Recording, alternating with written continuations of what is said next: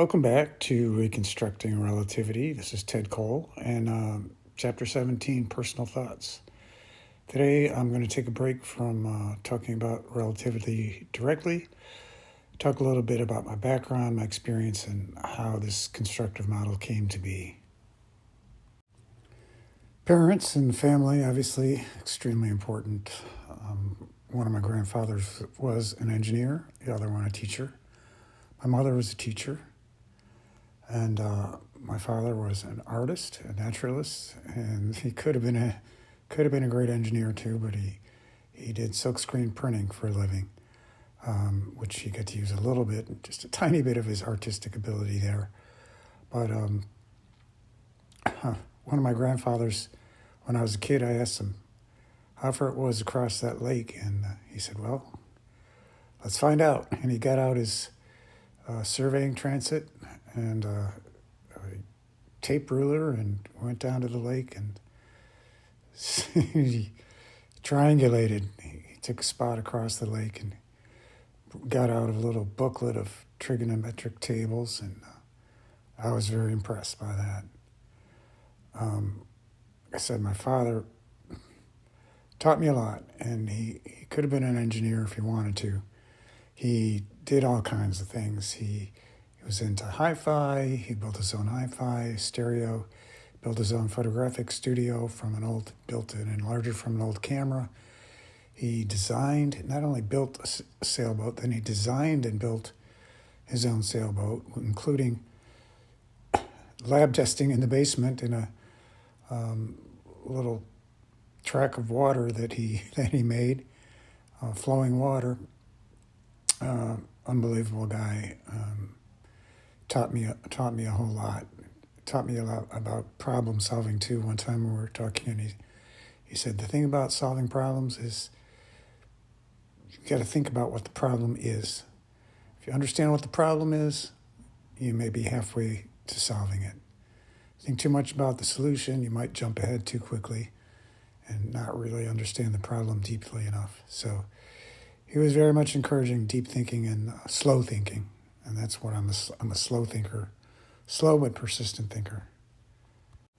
And my dad was real smart. He taught me all kinds of things. Just drew a line on a piece of paper, and he taught me about fractions and ratios and all kinds of things about math.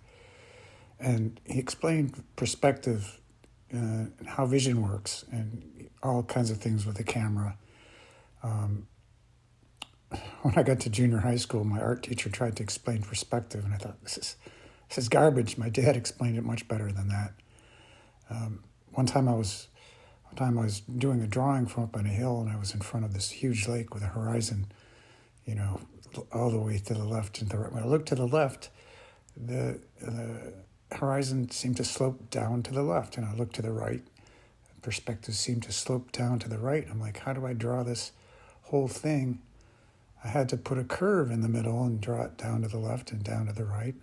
Showed it to my dad later. He was like, the fisheye lens, I see. Wide angle vision, nice. So another thing, in school, I loved mechanical drawing, and actually I found out you could do things mechanically that were like a precursor to mathematics. You could find intersections of different cylinders graphically without using numbers at all, but there was logic to it. And I loved that. It was beautiful. There were some beautiful techniques that I learned about visualization. So I went to college at Michigan Tech University, way up north in the Upper Peninsula of Michigan. Got a degree in mechanical engineering in 1975. And it was just a really interesting time to be an engineering student. When I came in, everybody was using slide rules. That's all there was. A couple of years later, calculators came out. By the time I graduated, I was about the last person left that did not have a handheld calculator. Changed everything. And also, I did have a 2-credit class in computers, and it was so interesting. It was the era of punch cards and line printers, and it was quite slow, but it's really cool to have been in at the beginning of that, to appreciate how far it's come. I had a class, I think as a sophomore, in kinematics, which was very unusual. Kinematics is a study of motion. Nothing about force, just motion. And that's quite unusual. I don't think that's taught anymore.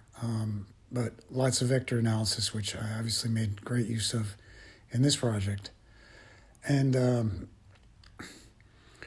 the 70s were an era where a thing called finite element analysis was starting up. But I had an old school prof that I really learned from a great deal. I studied metal forming in my senior year, and he had all these cool old school techniques that were just manual, graphical, and again, I loved it. Absolutely loved that stuff. Now, as an undergraduate, I've found most interest in classes that really presented the fundamentals of where the formulas came from that we were using. I didn't like to just plug into formulas without understanding what was going on. So after graduation, I thought I'd go to grad school and get more deeply into the fundamentals. And wow, getting over my head. Went to Cornell. I eventually got a master's degree in a department called Theoretical and Applied Mechanics in 1977. I learned a lot. It was really rough, but it was a good exposure. But what I found, maybe I got into the wrong department there because instead of being engineers trying to solve problems with math, it was mathematicians that were in search of problems that they could solve. Literally shaking apples from a tree. One professor had this model. He idealized an apple tree mathematically and then did vibration problems on it and showed that you could get the apples to fall off the tree if you shook the trunk of the tree, and at one frequency it'd shake the apples off with the stem on the apple, and at another frequency the stem would stay on the tree. And I thought, wow, why don't I just go out there and no tree's going to be like your perfect tree. You're going to have to tune it for every tree. Just go out there and turn the dial and see what happens. But I learned a lot at Cornell. It was a good exposure. I saw how smart people solve difficult problems mathematically, but I got into a little trouble there because of my visual approach. One time I was teaching undergraduates, and I was a teaching assistant, so I was teaching them dynamics, and I was up on the chalkboard doing vector analysis. Well, unbeknownst to me out in the hallway, the main professor of the course was looking through the window, and he blasted into the room and said, "What the hell's going on in here?" And I told him I was doing vector analysis, and he said, "Cut that out. You're supposed to use matrix methods."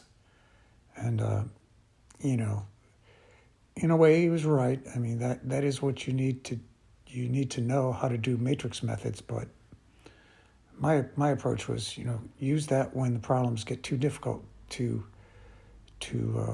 manage visually and with vectors.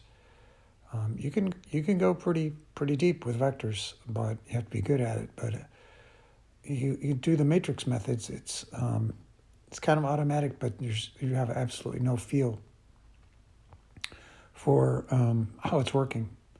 So, anyways, I got in trouble there. But I found out there was only one thing I was better at than my peers, other students in my department, and that was visually setting up the problems and in writing the coordinates, the best coordinate system, and writing the equations of motion that needed to be solved mathematically. After that, I was a bit lost, but I was amazed at how other students struggled with that part of it, visualizing the problem. At Cornell, I was asked to write a exam problem for the dynamics class, and the problem I come up with was kind of an inside joke. The question was, how far would you have to pull back the lever on a pinball machine to get the ball to go across to the upper left flipper? And it's absolutely a worthy problem, good exercise, but in practice, that's not how you'd solve that problem in real life. You do it with trial and error. You try it and you try it again until you got it right. So after I escaped from Cornell with my master's degree, I got a job in the same town. I wasn't that thrilled about it at the start, but it turned out to be awesome. Real problems using math were useful, were helpful, but designing, lots of just opportunity to think and try new things. And I found that, well, calculus is great. I do love calculus, but a lot of problems can be solved with computers via trial and error. I mean, you can try for a mathematical solution, or you can just program the computer to try something and see what the answer is, and then program it to automatically move towards a closer answer and hone in on the correct answer. A lot of complex problems can be solved that way, just with creative programming. I realized something just today thinking about this, that I was really lucky in terms of this relativity project. I was really lucky to run into a problem in my job, in my engineering job in Morse Chain, that really was very much of a similar nature. It was something that I really had to think very hard about on my own. I was working with some great people, don't get me wrong, some great lab people, experimentalists and other people, but I really had to think on my own, go back to fundamental concepts, use all the math tricks I had, all my trial and error methods I'd developed, had to put all that together to solve the problem. And it was a lot like this relativity project in a way. I didn't really realize that until today. This project I was working on was called a continuously variable transmission, which was used in cars, and it's pictured here. And the funny thing was, it's in a lot of cars today. I have one in my car, but back then it was a new thing, and it was just being developed. And the funny thing was, the engineers developing it, from testing, they knew how it worked, but in a very real sense, they didn't know why it worked that way. So it was very interesting for a mechanical engineer to come upon a problem like that, where a complex mechanism is not understood, and you have a chance to try and understand it. And I realized that's a lot like what I faced with relativity here, because there was no constructive model. There was no understanding of the fundamentals of what was going on. You had workable relationships that you could work with, but until you really understood why it worked that way, you couldn't really make any progress on understanding some of the more subtle things about it, where the forces are and how to control it in unusual situations. So it was just a really, I'm very grateful that I had such a lucky opportunity and great people that allowed me to spend so much time thinking about it. It was only a couple of times in my life that I felt like I really had to think, and one was on the continuously variable transmission, and the other one was on relativity. So how did this relativity project get started? Well, 2008 was, as we all remember, a recession was looming, work was slowing down a little bit, and there was more time to think. And as I described before, I thought about a lot of things. I got into reading and thinking about philosophy a little more. And then every time relativity passed through my head, there was this dark cloud, and I got hooked into it. I said, I got to figure this out. And once it got a hold of me, it wouldn't let me go. But thinking is hard and frustrating, and you have to be really honest with yourself about how much you don't understand. And so I would take long walks. There was a fish hatchery a mile or two from my house, and I'd walk over there and just sit and think. And one summer evening, there was a parking lot over there with a light high up on a post, and just watching the bugs circle around it, and then a light breeze would come, and I started thinking about that, and that led to this first step in my constructive model. So that was interesting. That was a nice start, but time dilation maybe, but it didn't explain everything. I needed to think some more. I went and sat again over at the fish hatchery. Sat by the pond and did what you do. Threw pebbles in the pond and watched the waves. Then I imagined, what if you could put a ring around that and just reflect it back towards the center? Obviously, it would be symmetrical. It would all come back together. And if there were no losses, it could just continue that way indefinitely. Well, one day I was over at the hatchery, and it had just rained and the sun was out, but I was walking over this covered bridge over a very, very slowly flowing creek, and water was dripping from the top of the bridge down into the creek. And I saw the drips make a pattern like this, with the stream flowing from right to left. The waves were able to go upstream, but they got crowded on that side. On the other side, going downstream, they went much faster and they spread out. And then I thought, what if I could put a boundary around this? Kind of boundary that would let the stream flow through it, but it would still reflect the waves back. Would the waves all come back in unison, or what would happen? Couldn't really figure it out, so I got home quickly and started modeling it on my computer. So once I had this modeled on my computer, I found out, the waves don't come back in unison at all. Of course, I had a circular boundary on that they were reflecting off of. It didn't take me too long to figure out that I needed to make that boundary a different shape. I needed to make it an ellipse. If I made it an ellipse, just to the right shape, they would come back together.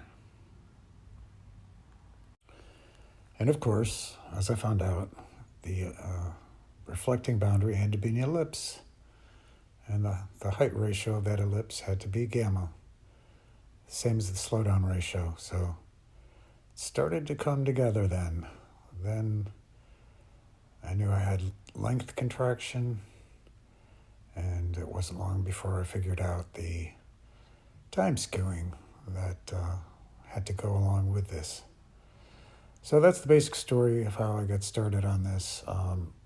As I said, special relativity was just the beginning of it, sort of. I started this thing in 2008.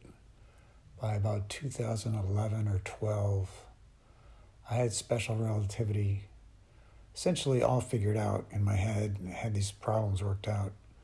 And I started just thinking about gravity. Wasn't too serious about it at first, but I started having some amazing successes, and then I ran into some more serious challenges, and then I had more successes again, and it continued to go on until I finally felt satisfied around, I'm not sure what year, 2018, 2019, when I finally got enough satisfaction out of my modeling of gravity that I basically called it quits. Still doing some thinking on it a little bit, but after that point I started trying to write my book and make my graphics for it. And eventually dragged my heels, but eventually got around to trying to post this up on YouTube for y'all. So sorry this was such a long one. Probably not that much interest, but thought I'd put it out there anyways, how I came to be the guy that presented this particular constructive model. So next time we'll definitely get back into relativity. There's a few more things to cover, particularly the symmetric measurement of contracted lengths by two different reference frames. And then definitely going to get into some situations where both reference frames are moving through space, and look at the Lorentz equations and see how we can recognize the different aspects of this model in those equations. So still got some more to do on special relativity, but long term, I plan to go into gravity stuff eventually too. So that's still a while off, but I really hope I can get there because there's some really cool stuff in that. All right, that's it for today. I guess I'll head straight into my sign off and try and find some music, and we'll be out. Thanks for watching. If you got this far, congratulations, or thanks a lot. I can see clear.